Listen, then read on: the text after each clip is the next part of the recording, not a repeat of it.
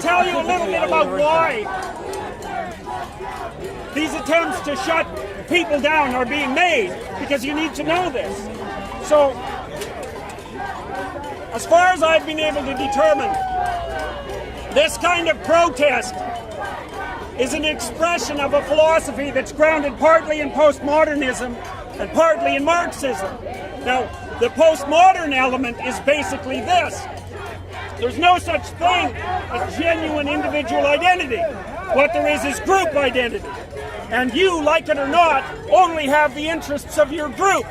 And the whole world is nothing but a battleground between groups of different interests. There's no dialogue. There's no possibility of talking between the groups. It's just a power stage where combat has to take place.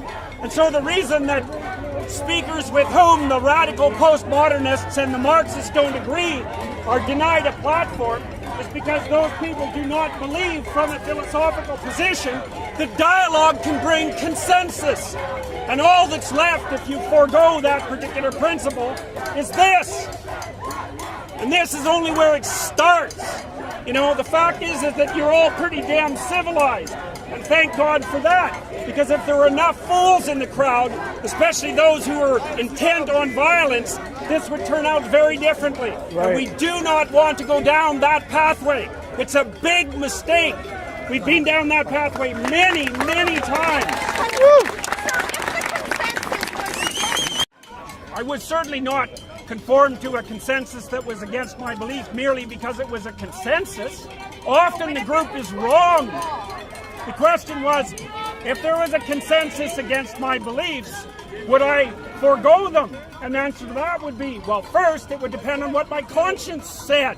What are we going to do? Assume that the consensus is correct? The Nazis had a consensus, right? The individual has a conscience. And you have to know when the group has made a mistake and has become nothing but a madly chanting mob. In which case, what you should do is detach yourself from the madly chanting mob and act like you've got a spy. Hey, Jordan. Yes. You've talked a lot in your personality class about confronting your shadow, integrating your shadow. Do you find that people who care less about what other people think and care more about their conscience have integrated their shadow maybe more than people who care more about silencing others? Can you hear me at all, you guys? Yeah. Okay, so there was a question. The question was, stemming from my personality class,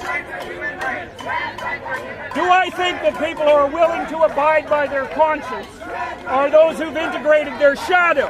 And I would say yes, because you have to be a bit of a monster to stand up to the crowd, right? If you're too concerned whether or not people like you, and if you're too avoidant of conflict, then you're going to cave at the first sign of pressure.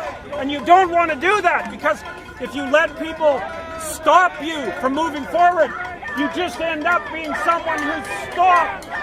And if you're someone who's stopped, you've got no life in you. And that's no good.